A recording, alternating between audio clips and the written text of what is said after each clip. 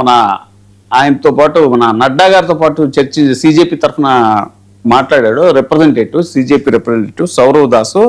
అతను ఒక పనికి మాలిన వాడు, ఉద్యోగం లేనివాడు అని చెప్పేసి ఆవిడ తీవ్రంగా విమర్శించడం.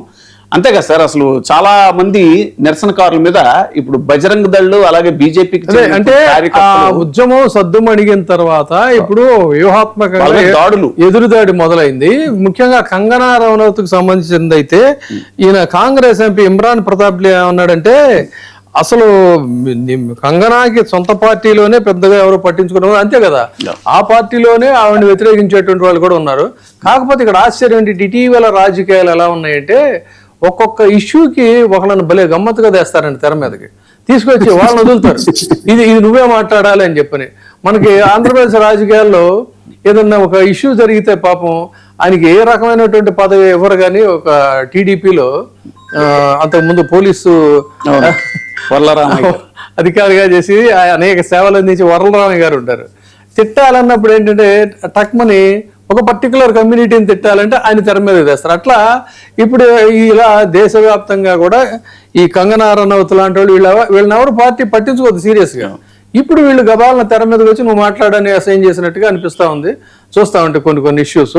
సో ఇలాంటి పరిస్థితుల్లో ఈ కాంగ్రెస్ తర్వాత ఈరోజు పార్లమెంట్లో జరిగినటువంటి చర్చల్లో కూడా రాహుల్ గాంధీ ప్రసంగం అసలు ఏమాత్రం సరిగ్గా లేదు, పూర్తిగా అభ్యంతరకరం అని చెప్పని కూడా అన్నారు.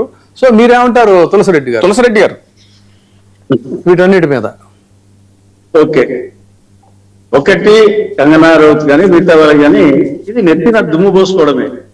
ఇప్పుడు ఆల్రెడీ ఇష్యూ అయిపోయింది. కేంద్ర ప్రభుత్వం తరఫున 2 మంత్రులు పోయి వాళ్ళతో చేశారు, 3 కండిషన్స్ ఒప్పుకున్నారు, అది అయిపోయింది. నిరసన ముగించేశారు.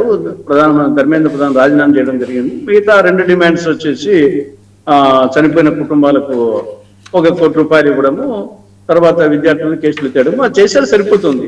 దాన్ని అయిపోయిన దాన్ని ప్రభుత్వమే ఒప్పుకొని మంత్రి రాజీనామా చేసిన తర్వాత ఇప్పుడు దాని మళ్ళా ఇష్యూ చేసుకోవడం అంటే అది సెల్ఫ్ గోల్ కొట్టుకోవడమే. బీజేపీ వచ్చేసి అది విద్యార్థుల మీద వాళ్ళు అనుకోవచ్చేమో కానీ నాకు తెలిసి అది ప్రతిఘటన కాదు, అది సెల్ఫ్ గోల్ కొట్టుకుంటుందని అభిప్రాయం. ఇక రెండవది, పార్లమెంట్ లో రాహుల్ గాంధీ వచ్చేసి సరే ఆయన కొన్ని వ్యాఖ్యలేమి, బీజేపీ నేతలు ముందు వారి పిల్లల్ని అడగండి, వాళ్ళే చెప్తారు. ముందు వాళ్ళ పిల్లలను అడిగే ధైర్యం లేని పరిస్థితిలో, అంటే యంగ్ జనరేషన్ ఏ విధంగా ఉంటారు, ఒకే బీజేపీ కుటుంబంలోనే నేతల కుటుంబంలోనే యంగ్ జనరేషన్ అడిగితే తెలుస్తుంది అనేది ఒక యాంగిల్. తర్వాత ఢిల్లీ వీధుల్లో జరిగింది, అది నిరసన కాదు, భావ వ్యక్తీకరణ. ఇంకా కొన్ని పదాలు వచ్చేసి ఒక విద్యార్థిని నేను మాట్లాడేటప్పుడు ఆవిడ 3 రకాల మనుషులు ఉంటారు 3 అని చెప్పేసి దాంట్లో ఒకరేమో ఆవిడ చెప్పింది నేను చెప్పాడు. ఒకటేమో విద్యార్థులు వచ్చేసి వాళ్ళు నిజాన్ని అంగీకరిస్తారు, వినయంగా ఉంటారు. రెండవ వర్గం వచ్చేసి మూర్ఖులు, తర్వాత అంతా తమకే తెలిసింది అనుకుంటారు, పెంకి వాళ్ళు, మొండిగా ఉండేవాళ్ళు.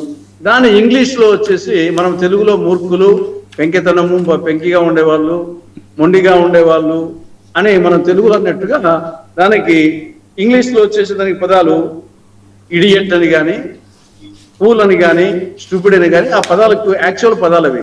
కానీ అది ఇంగ్లీష్ లో చూస్తే, తెలుగులో చూస్తే మూర్ఖుడు. మనము పద్యాలు ఉన్నాయి, భర్తృహరి పద్యాలు ఉన్నాయి. తివిరి సుమన తైలంబు తీయవచ్చు, తవిలి మృగతృష్ణలో నీరు త్రాగవచ్చు, తిరిగి కుందేటి కొమ్ము సాధింపవచ్చు, చేరి మూర్ఖుల మనసు రంజింపరాదని. అది ఒక పాపులర్ పద్యం. అది ఆ పద్యంలోనే మూర్ఖులు అనే పదం వాడినారు. ఇక్కడ కూడా ఆ విద్యార్థిని ఆ పదం ఉడక రెండవ వర్గం వచ్చేసి మూర్ఖులు, దానికి ఇంగ్లీష్ లో ఇడియట్ అన్నారు. మూడవది వచ్చేసి వాళ్ళు గుడ్డిగా నమ్మేవాళ్ళు, అంధభక్తులు. మనం కూడా అంటాం కదా, గుడ్డిగా నమ్ముతారు వచ్చేసి వాళ్ళ భాష ఏమంటే అది అంటారు చెప్పేసి. ఆ నేపథ్యంలో దాన్ని ఆ పదాల మీద అబ్జెక్షన్ చెప్పినట్టుంది. ఇంకోటి వచ్చేసి విద్యా వ్యవస్థ మొత్తం ఆర్ఎస్ఎస్ చేతిలోకి పోయింది, ధర్మేంద్ర ప్రధాన్ వచ్చేసి ఒక టూల్ మాత్రమే అనేది చాలా నాలుగుంటే అందరూ అనేక మంది అంటున్నారు విద్యా వ్యవస్థ ఆర్ఎస్ఎస్ చేతిలోకి పోయింది అనేది. రాహుల్ గాంధీ గారు పార్లమెంట్ అనే కాకుండా బయట కూడా చాలా సందర్భాలు అంటున్నారు. సరే అవునా కాదని బీజేపీ వాళ్ళు వచ్చేసి అవునైతే అవును ఎందుకు ఉండకూడదని చెప్పొచ్చు, లేకుంటే లేదు అని చెప్పొచ్చు. తర్వాత హోమ్ మినిస్టర్ వచ్చేసి ఈరోజు చర్చ జరుగుతుంది కాబట్టి నిన్న ఈరోజు హోమ్ మినిస్టర్ దానికి సంబంధంగా మెయిన్ గా విద్యార్థుల మీద లాటరీ ఛార్జీ, బాష్పవాయువు, AK-47 అవన్నీ చూస్తే గన AK-47 గురిపెట్టడం చూస్తే కొంత చాలా భయానకంగా అనిపిస్తుంది. అటువంటి సందర్భంలో హోమ్ మినిస్టర్ ఉంటే బాగుంటుందనే నేపథ్యంలో ఆయన చెప్పడం జరిగింది.